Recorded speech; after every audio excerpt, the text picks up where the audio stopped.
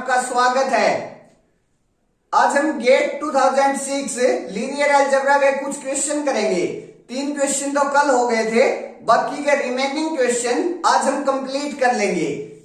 4th question क्या है मेरे पास, m कोई भी मैट्रिक्स गिवन है इस टाइप से, then m is diagonalizable if and only if these are the option.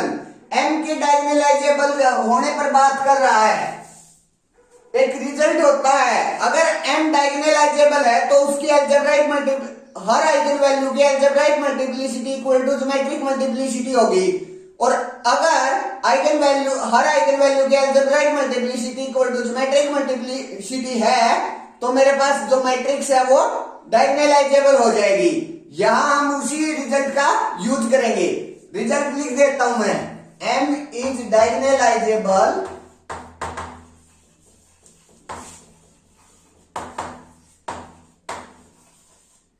if and only if algebraic multiplicity equal to geometric multiplicity of each eigen value।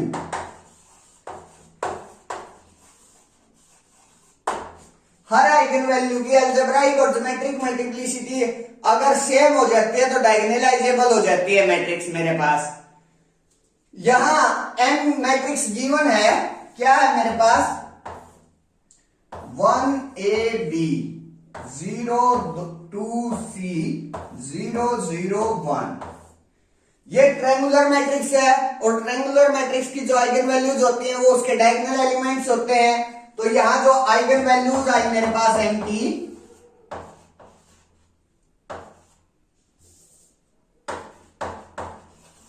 Eigen values of m क्या आ गई मेरे पास 1 1 2 आ गई मेरे पास।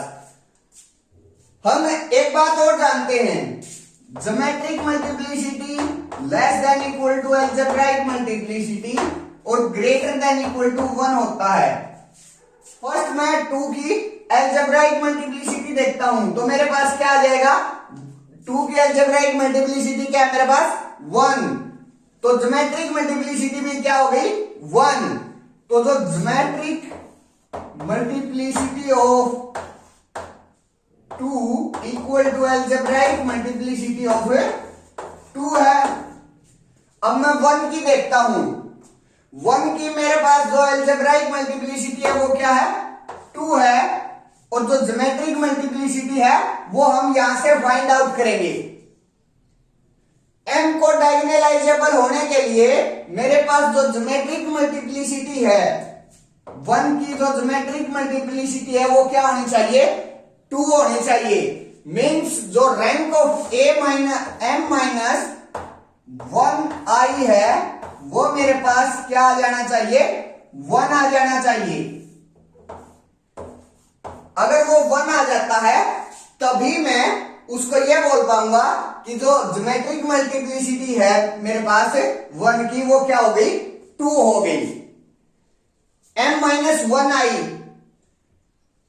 कर लेते हैं,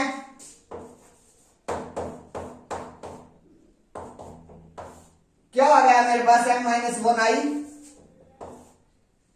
1 minus 1 0 a b 0 1 c 0 0 0, ये आ गई मेरे पास m माइनस 1i।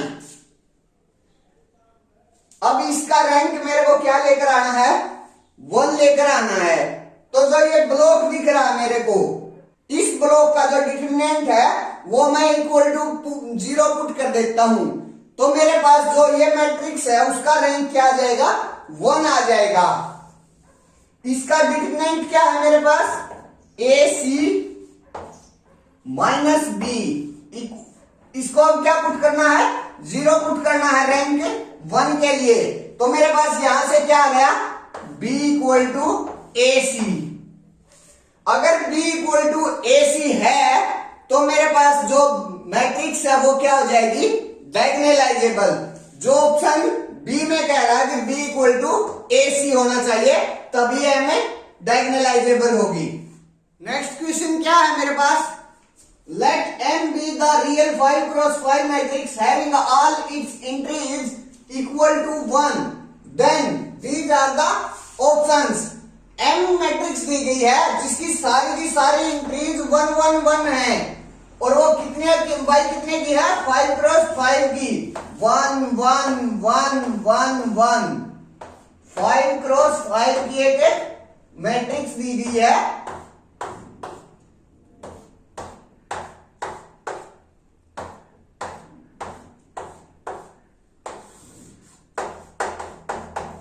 ये हो गई मेरे पास मैट्रिक्स। अब ऑप्शन देखते हैं। ये बोल रहा है M is not diagonalizable, M is idempotent, M is nilpotent, the minimal polynomial and the characteristic polynomial of M are not equal। सबसे पहले मैं क्या देखता हूं, इसकी कैरेक्टरिस्टिक और मिनिमल पॉलिनोमियल देख लेता हूं। कैरेक्टरिस्टिक पॉलिनोमियल की बात करते हैं। एक रिजल्ट होता है, अगर किसी मैट्रिक्स का रैंक R है और ऑर्डर n है तो उस मैट्रिक्स के पास कम से कम n minus r eigen values 0 होती हैं। Means if M has rank R and order n, then at least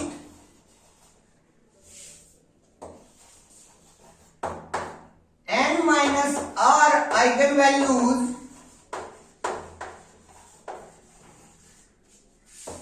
are 0। कम से कम n minus r eigenvalue तो मेरे पास पक्का 0 होंगी। तो इसकी CX के लिए CX देखते हैं। अब मेरे पास इस मैट्रिक्स का जो रैंक है वो क्या है 1 है, क्योंकि सारी की सारी जो रोज हैं वो इक्वल हैं। तो जो रैंक होगा और जो एक फर्स्ट रो है वो नॉन जीरो है, तो जो रैंक होगा वो 1 आ जाएगा। इस मैट्रिक्स का रैंक 1 है तो इसके पास 5 माइनस 1 कम से कम 4 आइगन वैल्यू तो मेरे पास 0 होंगी। मीन्स x की पावर 4, CX में x की पावर 4 तो पक्का आएगा। अब एक आइगन वैल्यू बच गई, वो देख लेते हैं। एक आइगन वैल्यू जो होगी वो इसकी ट्रेस के बराबर होगी और जो इसकी ट्रेस है वो कितनी है 5। तो मेरे पास एक आइगन वैल्यू क्या आ गई x माइनस 5। तो मेरे पास ये आ गई CX x power of 5 minus 5x power of 4। मेरे पास CX ये आ गई। CX को मैं एक बार इस साइड लिख लेता हूं। CX equal to x power of 5 minus 5x power of 4। अब हम ऑप्शन ए पर आते हैं। ऑप्शन ए क्या है, M इज नॉट डायगोनलाइजेबल। डायगोनलाइजेबिलिटी के बारे में पूछ रहा है। पिछले क्वेश्चन में मैंने क्या बताया था आपको कि M डायगोनलाइजेबल जब होगा जब उसकी AM और GM हर आइगन वैल्यू की AM और GM इक्वल आ जाए। यहाँ AM आइगन वैल्यू मेरे पास क्या क्या है, एक तो 0 है, एक 5 है। 5 सिर्फ की जो एल्जेब्राइक मल्टीप्लिसिटी है वो 1 है, तो मेरे पास उसकी जो ज्योमेट्रिक मल्टीप्लिसिटी होगी वो भी 1 हो गई। अब सिर्फ और सिर्फ 0 की मैं चेक कर लेता हूं ज्योमेट्रिक मल्टीप्लिसिटी क्या होगी, क्योंकि उसकी जो अलजेब्राइक मल्टीप्लिसिटी है वो 4 है। तो अगर m माइनस 0 करता हूं और उसका जो इसकी जो नलिटी है वो देखते हैं हमें ज्योमेट्रिक मल्टीप्लिसिटी के लिए। ज्योमेट्रिक मल्टीप्लिसिटी के लिए हम इसकी नलिटी देखते हैं।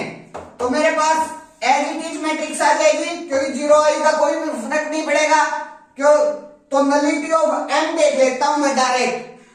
नलिटी ऑफ M क्या है मेरे पास, यहां मेरे पास रैंक कितना है 1, तो नलिटी कितनी होगी 4। तो जो ज्योमेट्रिक मल्टीप्लिसिटी आई मेरे पास है 0 की। ज्योमेट्रिक मल्टीप्लिसिटी ऑफ 0 क्या आ गई मेरे पास 4। और वही मेरी क्या थी, अलजेब्राइक मल्टीप्लिसिटी। तो algebraic multiplicity equal to geometric multiplicity हो गई, वो हो गई। तो जो m है वो मेरा डायगोनलाइजेबल हो गया। लेकिन ये ऑप्शन ए में कह रहा है नॉट डायगोनलाइजेबल, ऑप्शन बी में कह रहा है m आइडेम्पोटेंट होगा। इसका जब हम स्क्वायर करेंगे तो ये इसी के बराबर नहीं आएगा, ये 5m के बराबर आ जाएगा। एक बार आप खुद कर लेना ये। नेक्स्ट ऑप्शन क्या है, m इज निलपोटेंट।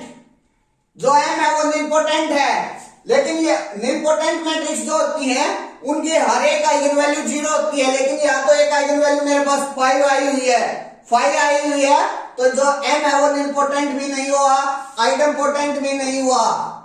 अब ऑप्शन डी क्या कह रहा है, जो मिनिमल पॉलिनोमियल है और जो कैरेक्टरिस्टिक पॉलिनोमियल है वो इक्वल नहीं है। cx तो मेरे पास ये आ रहा है। अगर मैं mx की और बात करता हूं, मेरे पास एक रिजल्ट और यूज होगा यहां। वो रिजल्ट क्या है, अगर मेरे पास जो m है वो डायगोनलाइजेबल हो जाता है तो जो mx है उसमें और उसकी आइगन वैल्यूज के लीनियर फैक्टर लाई करते हैं। लीनियर फैक्टर मींस यहां मेरे पास जो mx होगी वो क्या हो जाएगी, मेरे पास x इंटू एक्स माइनस 5, क्योंकि m डायगोनलाइजेबल है। डायगोनलाइजेबल है तो जो इसकी mx है उसमें सिर्फ और सिर्फ आइगन वैल्यूज के लीनियर फैक्टर एग्जिस्ट करेंगे। लीनियर फैक्टर एग्जिस्ट करेंगे तो मेरे पास जो आइगन वैल्यूज थी वो एक तो 0 थी और एक 5 थी। तो जो उनकी mx है वो क्या आ जाएगी, x into x minus 5।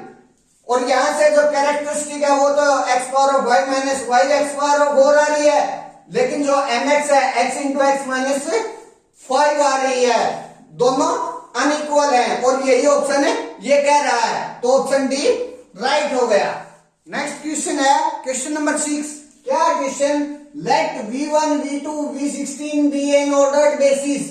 Ordered basis given है for v equal to c16 if t is a linear transformation on v defined by t vi equal to vi plus 1 for i greater than equal to 1 less than equal to 15 and t v16 क्या मेरे पास minus v1 plus v2 plus v16, then these are the options।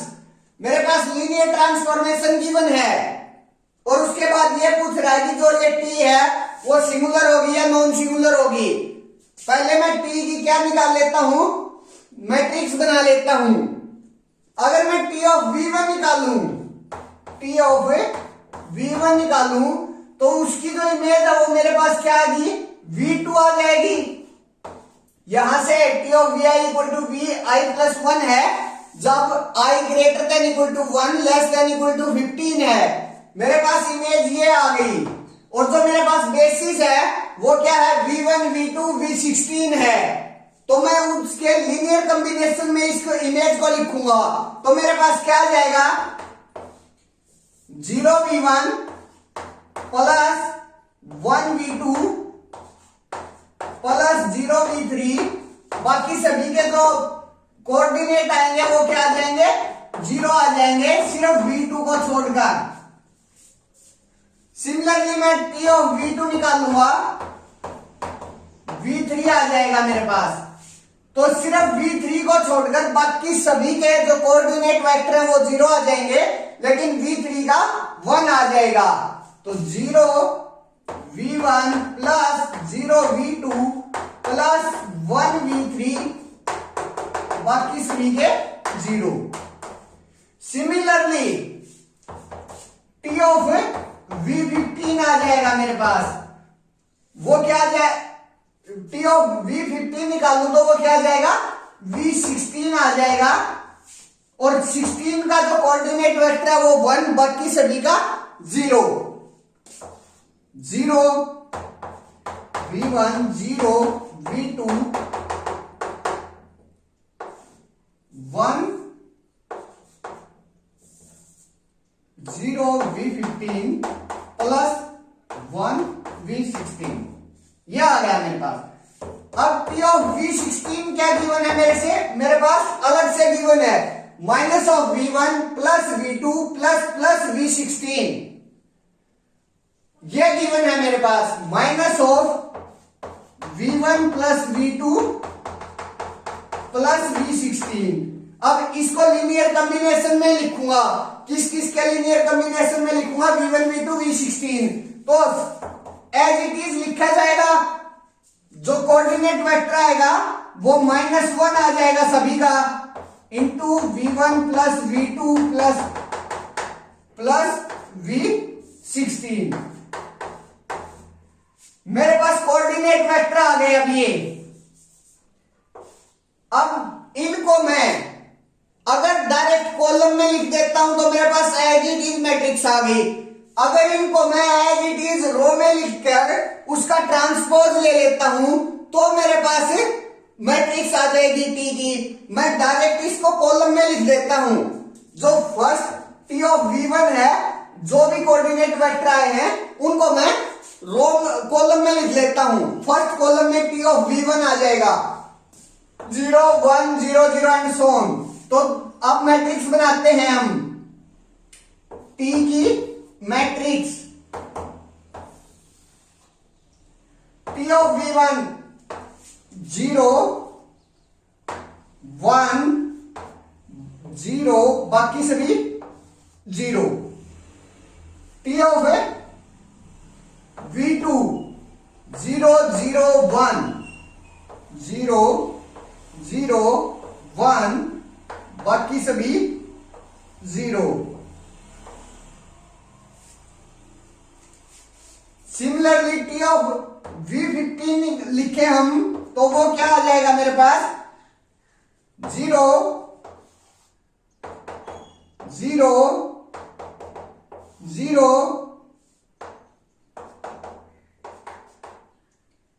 यहां 1। अब T of V16 वो क्या आ जाएगा, सभी के जो कोऑर्डिनेट वेक्टर है वो क्या है मेरे पास -1 -1 -1। तो -1 -1 -1 -1, ये मेरे पास 16 क्रॉस 16 की क्या आ गई, मैट्रिक्स आ गई। और ये एक स्पेशल टाइप की मैट्रिक्स है। इस मैट्रिक्स का जो नाम होता है वो कंपेनियन मैट्रिक्स होता है। अगर मेरे पास सब डायगोनल या सुपर डायगोनल पर 1 1 1 है और या तो यहां लास्ट के कॉलम में या फिर लास्ट की रो में मेरे पास एलिमेंट्स हैं, तो वो जो मैट्रिक्स होती है वो कंपेनियन मैट्रिक्स होती है। और उसकी जो कैरेक्टरिस्टिक इक्वेशन है उसको निकालने का एक स्पेशल रूल होता है। सो जो ये कैरेक्टरिस्टिक होगी वो क्या हो जाएगी, यहां Cx क्या हो जाएगी, यहां पर x पावर ऑफ 16 माइनस यहां है तो प्लस x पावर ऑफ जो कोऑर्डिनेट है 1, x power of 15 plus similarly x power of 14 and so on, x plus 1। ये इसकी क्या आ जाएगी मेरे पास, कैरेक्टरिस्टिक आ जाएगी।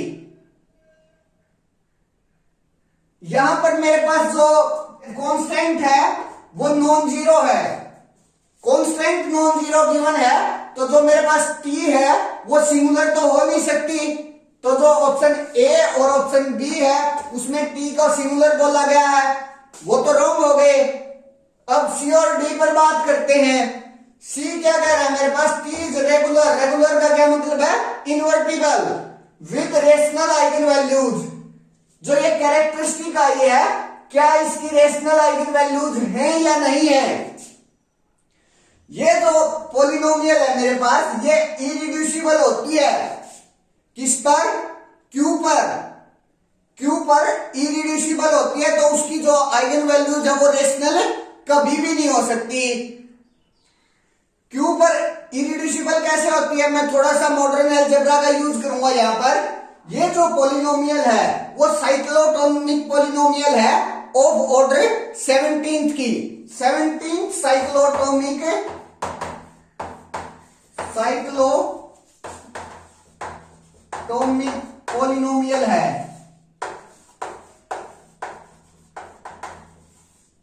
और जो पी ऑर्डर की साइक्लोटोमिक पॉलिनोमियल होती हैं वो इरिड्यूसिबल होती हैं ओवर क्यू पर, जब पी जो है एक प्राइम नंबर हो। तो यहां जो 17 है वो एक प्राइम नंबर है, तो जो ये CX है मेरे पास ये इरिड्यूसिबल हो जाएगी ओवर क्यू। मींस इरिड्यूसिबल होगी तो क्यू में कोई भी आइगन वैल्यूज एग्जिस्ट नहीं करेगी, क्योंकि जो C के फैक्टर है वही तो आइगन वैल्यूज होते हैं। तो C क्या कह रहा है मेरे पास, T is regular with rational eigen values. No, मेरे पास कोई भी आइगन वैल्यूज रेशनल नहीं है। लेकिन D क्या कह रहा है, T is regular but has no rational eigen value. Yes, मेरे पास कोई भी रेशनल आइगन वैल्यू नहीं है। नेक्स्ट क्वेश्चन एक लिंक्ड क्वेश्चन है। क्या है स्टेटमेंट उसकी, let T from C³ to C³ defined by Tx y z equal to x1 plus x2 plus x3 minus x1 minus x2 minus x1 minus x3 and M is matrix with respect to the standard order basis. Then जो question 7 है वो क्या है, the eigen values of M are, और 8 क्या है, the matrix M is similar to a matrix which is. पहले हम मैट्रिक्स M बना लेते हैं with respect to standard basis. कल वाले वीडियो में मैंने आपको समझाया था कि जो स्टैंडर्ड बेसिस के विद रिस्पेक्ट मैट्रिक्स बनती है उसमें जो फर्स्ट टप्पल है उसके जो कोफिशिएंट है उसको डायरेक्ट लिख देते हैं। अगर आपने वो वीडियो नहीं देखी है तो उसमें मैंने बिल्कुल आसान क्लियरली आपको समझाया हुआ है, एक बार प्लीज वो वीडियो जाकर जरूर देखें, तब आपको यहां क्लियरली समझ आ जाएगा कि हम क्या करते हैं। अगर स्टैंडर्ड में दोनों साइड स्टैंडर्ड बेसिस गिवन है, तो अगर स्टैंडर्ड बेसिस गिवन है तो मैं डायरेक्ट इसके कोफिशिएंट फर्स्ट टप्पल के कोफिशिएंट लूंगा और उसको फर्स्ट रो में लिख दूंगा 1 1 1। सेकंड टप्पल उठाऊंगा उसके कोऑर्डिनेट लूंगा -1 और 0। थर्ड टप्पल लूंगा और उसके कोऑर्डिनेट लूंगा -1 0 -1, और ये मेरे पास 3x3 की एक मैट्रिक्स M आ गई जो गिवन लीनियर ट्रांसफॉर्मेशन की मैट्रिक्स है with respect to standard basis. ये मैट्रिक्स आ गई। अब इस मैट्रिक्स की वो आइगन वैल्यूज, क्वेश्चन 7 में आइगन वैल्यूज के बारे में बात कर रहा है। -1 आयोटा माइनस आयोटा, मैं बाई ट्रेस आता हूं। ट्रेस क्या होती है, sum of A, trace of M क्या होगी, सम ऑफ आइगन वैल्यूज, और क्या होती है, सम ऑफ डायगोनल एंट्रीज।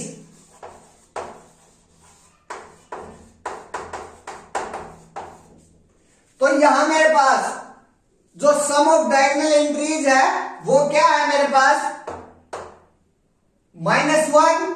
तो जो ट्रेस होगी, ट्रेस ऑफ M क्या होगी मेरे पास, -1। ये तो मेरे पास ट्रेस होगी। अब मैं वो ऑप्शन एलिमिनेट कर लेता हूं जिसमें जो ट्रेस है मैट्रिक्स की वो -1 नहीं आती मेरे पास। आयोटा माइनस आयोटा -1, इसकी तो ट्रेस -1 आ रही है, इसकी जो ट्रेस है वो मेरे पास 1 आ रही है। मीन्स ये ऑप्शन नहीं हो सकता। इसकी ट्रेस देखते हैं, इसकी जो ट्रेस है मेरे पास आयोटा 1 + 2 आयोटा आ रही है, लेकिन -1 आनी चाहिए थी। मीन्स ये ऑप्शन भी नहीं हो सकता। अब इसकी ट्रेस देखते हैं तो मेरे पास -1 माइनस आयोटा है, -1 - 2 आयोटा आती है, लेकिन मेरी ट्रेस आनी कितनी चाहिए थी, -1। मीन्स ऑप्शन डी भी रॉन्ग हो गया। सिर्फ एक ही ऑप्शन बचता है, ऑप्शन ए, जो कि राइट ऑप्शन हो गया। अब 8वें क्वेश्चन की बात करते हैं। ये कह रहा है कि जो M है वो similar to a matrix which is, कौन सी मैट्रिक्स से सिमिलर होगी, unitary, Hermitian, skew Hermitian, having trace 0। इसकी ट्रेस 0 तो नहीं है, -1 है, तो ऑप्शन डी रॉन्ग हो गया। अब 3 ऑप्शन बचते हैं, यूनिटरी, हर्मिशियन, स्क्यू हर्मिशियन। अब अगर मैं स्क्यू हर्मिशियन की बात करूं तो स्क्यू हर्मिशियन पर क्या होता है, जो डायगोनल एंट्रीज होती हैं उसमें या तो जीरो होता है या फिर प्योरली इमेजिनरी होता है, लेकिन यहाँ ना तो जो डायगोनल एंट्रीज है उस पर जीरो और रियल एलिमेंट है। तो ये जो मैट्रिक्स है वो सिमिलर टू स्क्यू हर्मिशियन तो कभी भी नहीं हो सकती, मींस ऑप्शन सी भी रॉन्ग हो गया। अब दो ऑप्शन बचते हैं, यूनिटरी और हर्मिशियन। हर्मिशियन मैट्रिक्स के लिए मेरे को पास क्या होना चाहिए, A equal to A transpose conjugate, ये होता है मेरे पास। अगर मैं इसका ट्रांसपोज कॉन्जुगेट लेता हूं, M transpose conjugate equal to M एक रियल मैट्रिक्स है, तो एम का जो कॉन्जुगेट आएगा वो एज इट इज। अब ट्रांसपोज ट्रांसपोज रह गया, तो ट्रांसपोज कर लेते हैं, 1 1 1। फर्स्ट रो को फर्स्ट कॉलम में लिख दिया, सेकंड रो को सेकंड कॉलम में, -1 -1 0। थर्ड रो को थर्ड कॉलम में, -1 0 -1।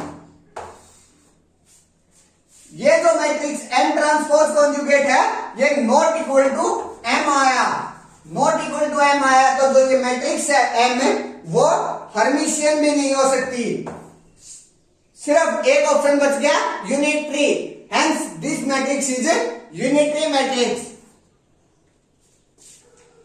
आज हमने गेट 2006 के लीनियर अलजेब्रा के जितने भी क्वेश्चन आए थे वो सारे के सारे क्वेश्चन कर लिए हैं। कल हमें गेट 2007 में जो लीनियर अलजेब्रा के क्वेश्चन आए हैं उनकी शुरुआत करेंगे। अगर आपको मेरी वीडियोज पसंद आ रही है तो कृपया करके वीडियोज को लाइक करें, शेयर करें एंड चैनल को सब्सक्राइब करना ना भूलें, ताकि मेरा कॉन्फिडेंस बना रहे और मैं आपके लिए ऐसी ही अच्छी अच्छी वीडियो डालता रहूं। Thank you.